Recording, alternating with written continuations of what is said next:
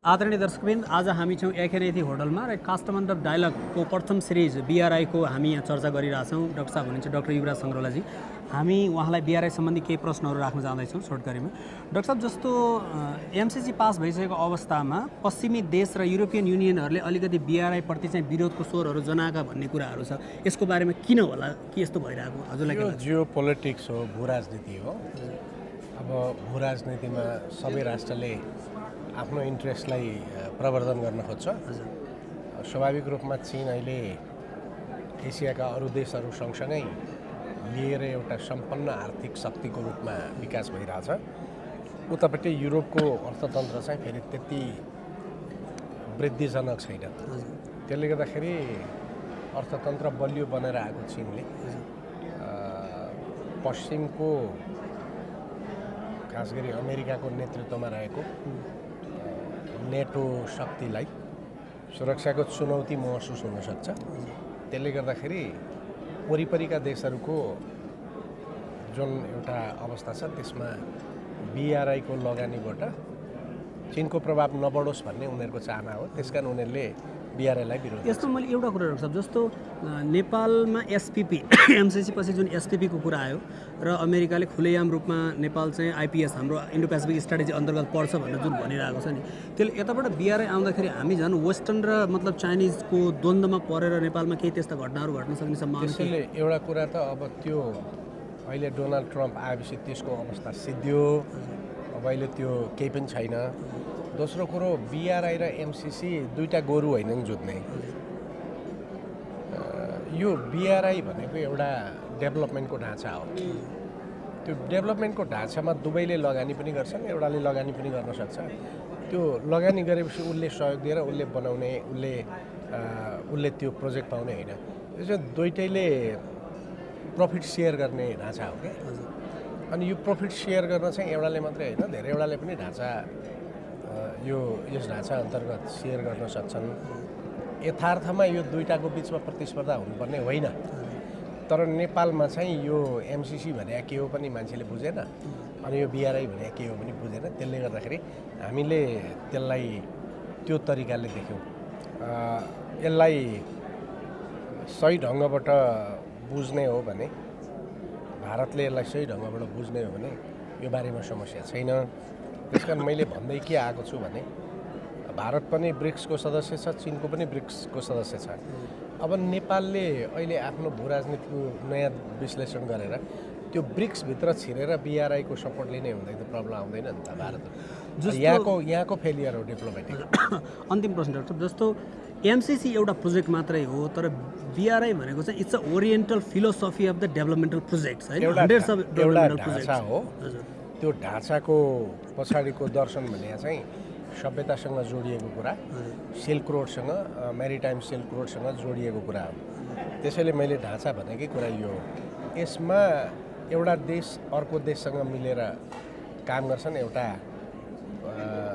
Belt बन्छ, एउटा त्यो बेल्ट बनेपछि एउटा रोड बन्छ, फेरि अर्को बेल्ट बन्छ भनेपछि यो क्रमिक रूपबाट एउटा चेन क्रिएट हुँदै जाने हो र प्रफिट सेयरिङ गर्ने हो। जस्तो अहिले हजुरले भनेको नि, मतलब द्वन्द्व हुनु नपर्यो भन्दा, जस्तो MCC र BRI दुइटै चाहिँ मतलब एउटा डिप स्टेटले चलाउँछ, दुइटैमा फन्डिङ डिप स्टेटकै हुन्छ भनेर त्यसरी भन्न मिल्छ?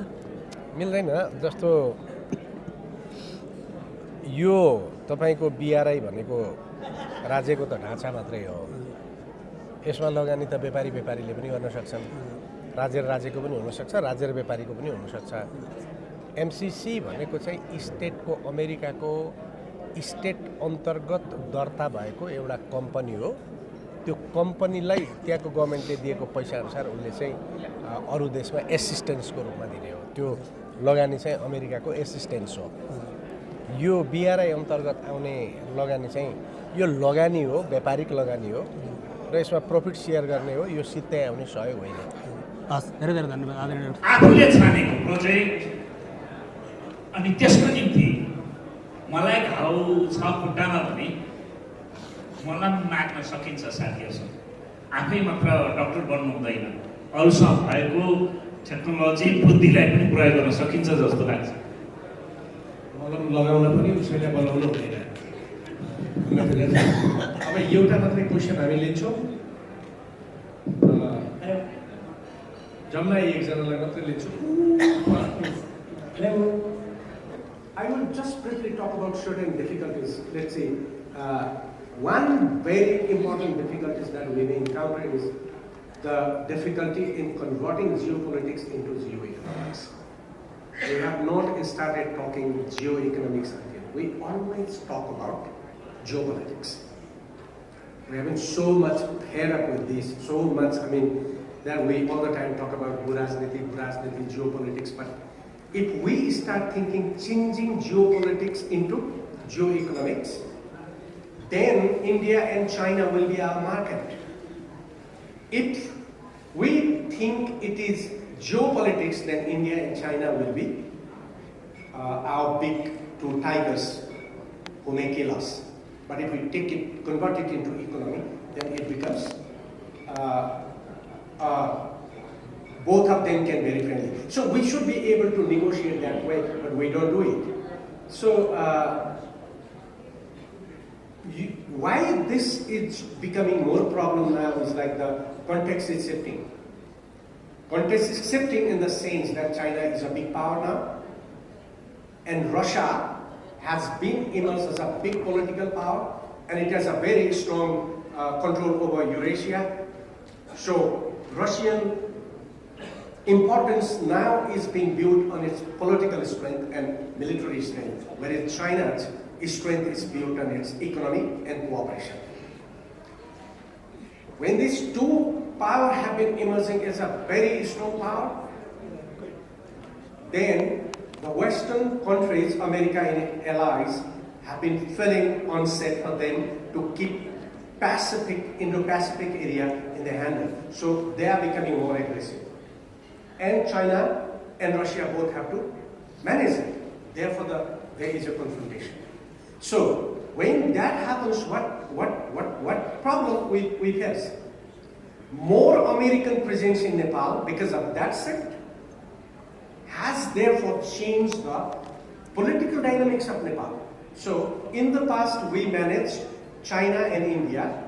Both of them were not very economically powerful and also not very militarily powerful, and a small country could very easily manage them. But now both of them have become very strong, and then it is because of their strength America has arrived. So now we have three countries to balance.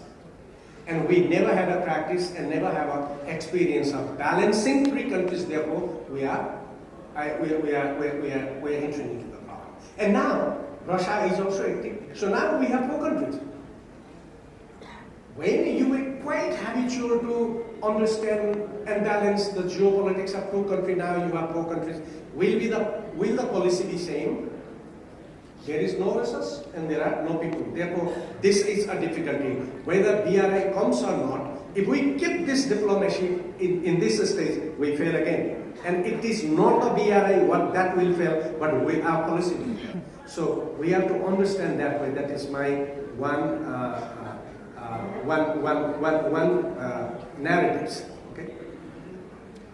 So intensified American Indo-Pacific interests becomes bigger, and that escalates imbalance in geopolitical reality in Asia. This situation generates three sets of interest in Nepal: China and India, China and America, and its allies, and America and India. So their dynamics are different. So there are three different types of dynamics here. Previously, we have only one dynamic, and then we could manage, but we cannot manage this dynamics by managing only USA, China, or America. So, situation makes Nepal geopolitical extremely difficult. And we have been talking about rail, we have been talking about Vairava Airport, we have been talking about Pokhara Airport. But this shift in geopolitics, we never thought about it. Therefore, we constructed airport, but we never thought what problem we should encounter, because the country situation is the conflict of, we cannot say, we may not say conflict, but the competition of the three different interests. In the sense that there is a debate going in Nepal for a long time, and also often we do compare BRI and NCC, my very precise answer is that a donkey and bull cannot be compared. But if we compare a donkey and bull, then we create a lot of misconception. So it's not a BRI is misunderstood, but we have confused this idea. So it's very interesting. So many people talk whether BIR is a debt or it's a loan. It's neither debt, it's neither nor assistance. It's a model of cooperation. In this model of cooperation, what happens is like everybody puts some money or some resources, and they share. That's why it is called win-win cooperation. In the last presentation, Professor Zhang Shubin also showed 5 different parameters of BRI. So BRI has a long history, Silk Road and Maritime Silk Road, and the concept is based on that. So the very simple philosophy is that create one belt, and then create another road, and then create another belt. That's how connected. So with this word, what I say is like 2017 Memorandum of Understanding regarding BRI between Nepal and China is a unique one. It's very special, but that's not properly understood or not that is properly studied. This morning, Excellency Ambassador said that China is spending almost $400 billion in research. This is a country where there is no money for research, so we don't study anything. In this agreement, there are 4 things very important. What this agreement says is that if BRI project works in Nepal, the money definitely is a resources. Nepal can put money, China can put money, or Nepal can money fully, or China can do it. If China does it, and if the project relates to a hydroelectricity, the water that flows is our money. So it is equated. So price of per cubic water is counted, and then that price of the resources is Nepal's investment. And very interesting point is there. What it says is like the environment is also calculated, and the cost of the environment is also the cost from the side of the Nepal. And most importantly, what this agreement says is that even the labor, the human resource is also the investment from the side of Nepal. Though salary is probably paid by the project, but that much human resource involved, the brain and the physics both, that also is money. So therefore, there is support $1 billion investment from China. Now, what may happen is like the water, environment, and labor, these 3 things can be equated, and it can be said 75, or you can say little less than $1 billion. So that is Nepal's investment, and that's China's investment. And so why do we talk about loan or debt? It's very interesting. So this agreement was not properly analyzed and not properly studied before the protocol was proposed from the side of Nepal. So people have been quite confused, and they say that, okay, with the new framework proposal from the framework project, the previous agreement memorandum is good. No, that's not. That's a foundation, and that's an elaboration. That's how we have to understand. So with these, I don't think that we have to much understand about it. If we see the cow, we understand it. But if we don't see the cow, then we will write 100 pages essay, but still we don't understand. So Nepal, what is problem of Nepal is like our Chinese colleague, they understand things in a precise, exact, objectively, but we try to understand subjectively. So sometime this morning I said, okay, answer is accepted but not lecture, because Nepalese even cannot ask a question without talking 5 minutes. They don't have a question. We give a lecture to ask the question, and the people who answer, they don't understand what he means. So that's a problem. Now, what I would like to relate with this is like talk to certain challenges and certain prospects or the benefits. So Nepal is bound to navigate tensions posed by the changed context between China and India. Over-alignment with any country will strain relations with each other, potentially leading to reduced trade and investment. And that you can see we import 15 billion worth of rupees today. And our trade has absolutely gone. Next is debt trap. No leaders of our country talk about debt trap and they don't know what is the trap that means debt and what is that debt trap actually composed by. See, Nepal already has debt of approximately 7 million US dollars, comprising 80% belonging to ADB, 30%, and World Bank, IMF, and Western Development Agencies, 50. So that is 80%. But all the time what we talk, China debt trap, whereas China's loan in Nepal is 1.19 alone. Only 1%, 90, whereas India's loan in Nepal is 2.2 to 2.10%. And rest of the 2% is Korean. So whose debt trap we are already in? Because we already are in big debt trap of the Western country.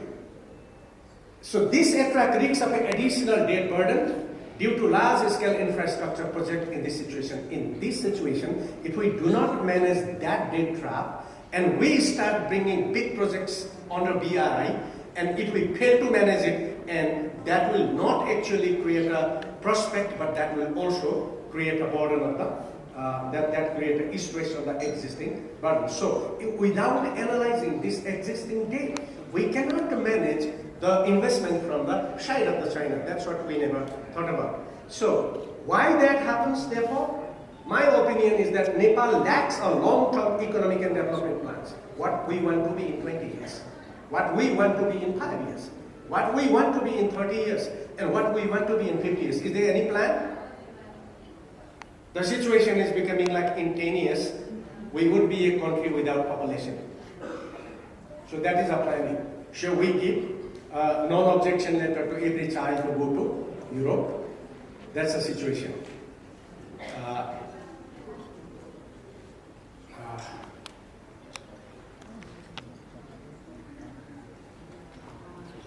So another problem is transparency. I don't have to explain much about it. This factor makes the most serious risks. Weak institutional capacity of the government and corruption are common parlance in Nepal. I don't know, even in the last Prime Minister visit, there were anyone who was a very good development economist associated with that trip. Okay? So, BRI projects may suffer implementation setbacks due to institutional weakness of the government, not because of the China side. So this is very important thing that we need to understand. Transparency on the part of the Nepalese government, the chance of elite capture of projects and misalignment with local needs is big. So what may happen? So our business people may develop a project not to produce goods but to create a cable car in Tableau. It might be like that. So this is a very serious. Then another difficulties is land acquisition for projects may be challenging tasks due to government's lack of proper policies on the resettlement policy displaced by the project. We are not blaming the people. People are not bad, but they will resent taking of the land because there is no settlement plan. If you have a settlement plan and you say that these are the houses built for you, you get the land, you go over there, I think people will happily give you the land and there is no project difficulties.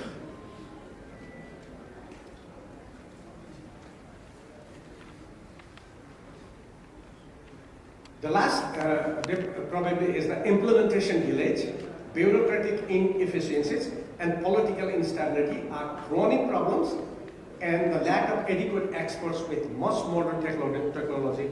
This morning also, my colleagues also presented that you don't have good engineers because you don't teach people, you rot. That's the situation. Now opportunities, infrastructure development, improve cross-border railways, highways, and China-Nepal trans-Himalayan connectivity network. Nepal's internal transportation and airports will enhance inbound tourists, both from India and from Nepal. I don't want to explain. I have well explained these benefits of Nepal in my books, China, South Asia, China Geopolitics.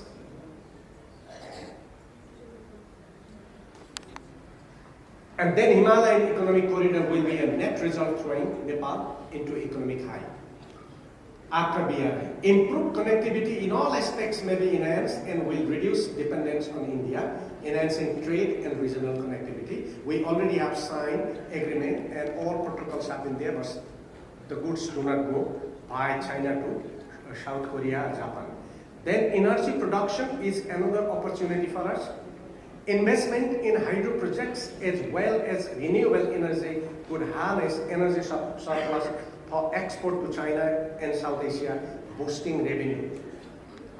Economic growth and trade is another, so enhanced infrastructure may lower the logistic cost, expand access to Chinese and Indian markets for Nepali goods, including agriculture and handicrafts, and attract tourism, creating jobs and reducing poverty. That is another greatest benefit probably we can exact from BRI. Strategic partnership. BRI offers leverage in international diplomacy, diversifying alliance between EU and India. Participation in China's digital Silk Road would modernize intercommunication technology infrastructure and regional connectivity, positioning Nepal as a transit hub between China and South Asia, could spur economic integration, benefiting from initiatives like the Himalayan Economic Corridor. Sustainable development potential for green energy projects and climate resilient infrastructure. Aligning with global sustainability is another. So there are 5 difficulties and 6 advantages. But these are completely independent.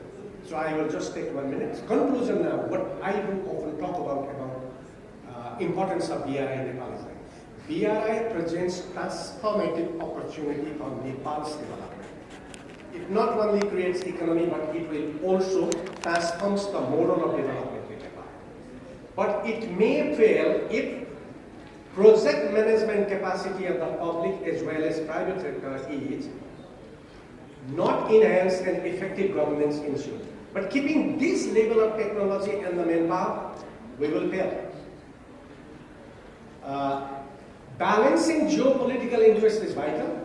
Ensuring projects alignment with local needs and environmental safeguards should not be overlooked. And long-term development plan is vital to adjust priority of the projects. And that's how BRI is very important. Sure, BRI is not something China is going to give. BRI, if you want to take it, bring it. There is honey hive. If you want to eat honey, bring it. If you do not want to eat honey, don't bring it. Thank you, sir. So question is not China. Question is Nepal. Let's think about Nepal and then China. We first think India and China, and we think us. So that attitude is very, very bad. Thank you very much. Thank you so much. And I would also like to take an apology because I have to go for some time. So I would go after 5 minutes and I will come back later on. So hopefully you will not be angry with me. Thank you very much. Thank you so much, sir. To Professor Wang, I would say, we talked much about BRI and its significance in South Asia and all over the world. What I want to ask you is, what could be the intellectual's role to elaborate the pure benefits from the BRI project, as there is a debate on the grants as well as the win-win projects. Could you elaborate, please, Professor Juan Johnson? Thank you. So thank you very much for your question. When we are talking about win-win cooperation between Nepal and China, as I have mentioned last time when I visited Kasthamandap, win-win means Nepal wins and China wins. Okay? It does not mean China wins twice. It neither means that Nepal wins all and China gets nothing. And to ensure a win-win cooperation between our two countries, I think there are several things that we should really care about. First thing that if we decide to move ahead with certain projects, we need speedy implementation because time means money. Time means efficiency. That's our Chinese belief. If we keep postponing the project, that means the contractors, the investors are losing heavily. That's one thing. The other thing is that the win, either on the side of Nepal or on the side of China, means that we care about each other's sensitivity. It does not necessarily mean that we have to take, great profits out of the projects. But on certain fronts, we need a certain degree of commitment and guarantee from our Nepali partner that our national security will be taken care of. So win-win cooperation between Nepal and China means a lot of things. And this is a topic we can, have more deliberation and debate some other time. Thank you. Thank you very much. We have a question from Gopal Baral, but probably it may need little longer time. So during launch time, I think Baralji can come to Janshubim and can discuss a couple of minutes. So with these, we already have crossed time and violating human rights are food. So therefore, I would like to thank all four presenters making very tremendous presentation and giving a very clear message. Also would like to thank organizers to giving me this opportunity for people like me, because I'm a professor who loves to speak more than listen. But this is also a good training. Thank you very much. So thanks for cooperation.